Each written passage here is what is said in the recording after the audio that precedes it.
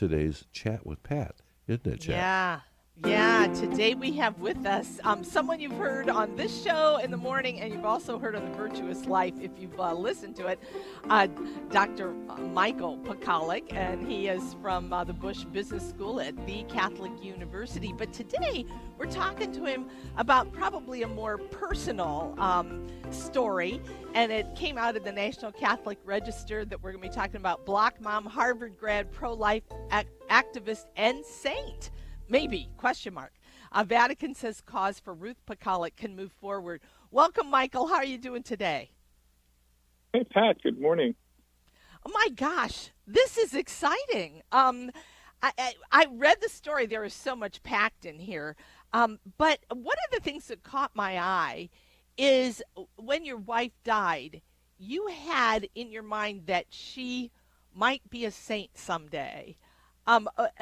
What about her life made you at that moment, obviously intense grief, and I know you dealt 7 years, it looks like, with her illness, but what made you think of that in that moment?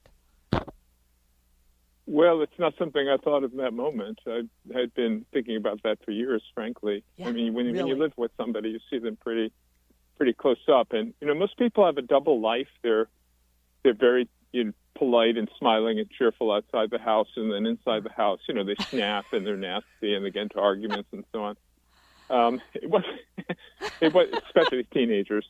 It wasn't that way with Ruth at all. And, I have to confess that, it was kind of like, I'm not a saint. And so I was kind of probing a lot. I was kind of testing her and seeing how she would respond. It was almost like a Pharisee that was standing over somebody, kind of figuring, are you, let's test this Right. guy's virtue, that sort of thing. Right. Like, so one time I said to her, you're going to die soon. You have all these young children, and doesn't it fill you with fear and regret? And because she's a very cheerful person. And she looked me right in the eye and said, I have complete confidence that what God wishes is going to turn out for the best. It's like, what? Oh, my God. Yeah. So the Pharisee failed to find any cracks or flaws, or maybe the dentist with the probe or something like that. So, Wow, Michael. That's amazing. So I once spoke with this Benedictine father who wrote a book about lives of saints, and I said, I really do think I'm living with a saint. He said, well, call no one a saint until they're dead. So I did follow that advice. I think that's sound advice. That is, yeah.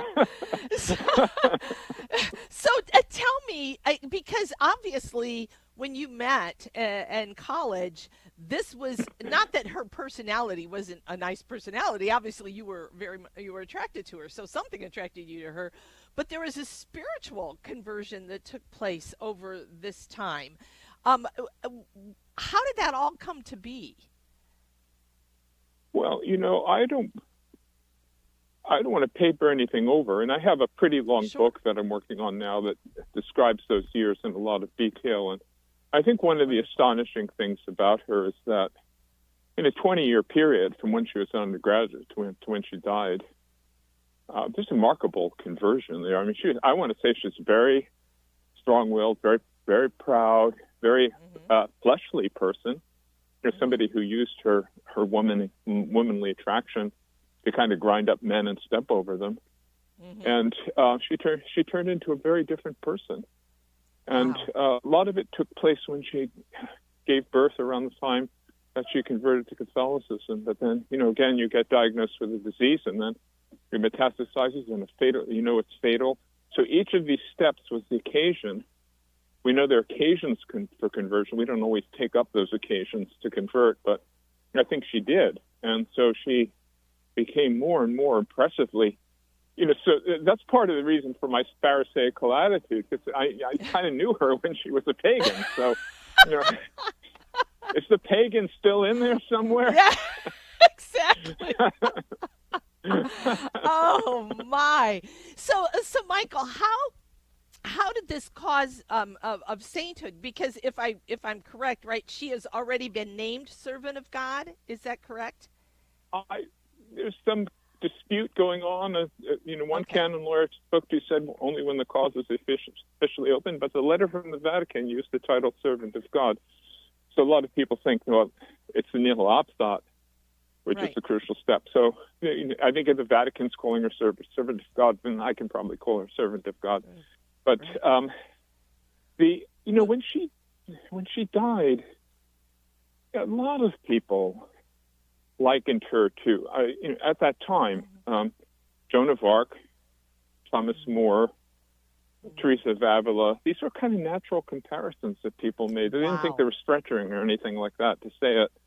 And I think people say it was her cult of devotion to her. Yeah, I mean, people kind of right away started praying to her. And 5-year anniversary of her death, we had a kind of memorial dinner banquet at the parish, St. Paul's in Worcester, and hundreds of people came. And one of my friends said, "You can't get people to come to a banquet 5 years after somebody's dead to kind of to think about their." It was kind of extraordinary. It really was extraordinary. So it just stuck with a lot of people, and so people told me, you ought to move your wife's cause forward, and I said I'm pretty sure that's not my thing. I got married again, and I have lots of children, and that's not what I should be doing. But I said, "Well, pray for it." Sure. And then out of the blue, somebody called up, a kind of an angel donor, and said, "I'm willing to underwrite the cost of the cause. It's very expensive. That's why these things don't go forward." Diocese doesn't want to do something that's going to imply, say, $300,000 liability for them going forward. So, once we had the gift, then I think the bishop was more than happy to move forward with the cause, because everybody thought it kind of should be done. Right. So is somebody then, because like you said, you have a very busy life. So is somebody taking up that cause and moving forward? Is there a person that's kind of in charge of all that under the rule of under the bishop appointed a postulator, and his name is Dwight Duncan. He's a lawyer and canon lawyer in Massachusetts, but he needs an executive director, and we're founding right now, this week as we speak, a not-for-profit going to be called the Ruth B.K. Pakaluk Foundation in Massachusetts, which is going to be the entity which formally petitions the bishop to open the cause, because he wants it to come from what's called a private juridical person. And then this foundation is going to hire an executive director who's going to oversee the work of the cause, probably beginning of the year, January 1st. So, I'll be on the board, but I'll basically be out of the loop, and that's good for me. Yeah. And one of the things, too, that I was amazed, Michael, because we've talked numerous times, and I've also interviewed your wife, Catherine, and Ruth knew of Catherine, right? Yeah, this is kind of extraordinary. On her, do we have a couple of minutes? I mean, how much time do we have? Let's see if we can squeeze it in a minute. Okay. Well, on her deathbed, I was professing, really, just a couple of weeks before she died, professing I love her and saying I really didn't, after being married to somebody like her, I didn't want to get married again. And besides, I love scholarship so much that, chance to devote myself full-time to scholarship was something I was looking forward to. And, of course, we had 6 children. 2 of them were kind of young. And she said, well, I think for the sake of the children, especially the 2 youngest girls, you should get remarried. And I insisted I didn't want to.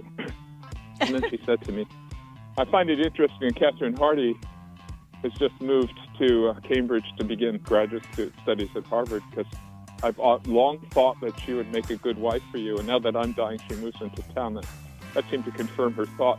And my reaction was, this is kind of insane. I'm professing love to my dying wife, and she's setting me up with a recent college graduate. This is ridiculous. Well, Michael, I want to hear more about this story, but we are definitely out of time. So you have a wonderful weekend ahead, and we will talk more about this, all right? All right.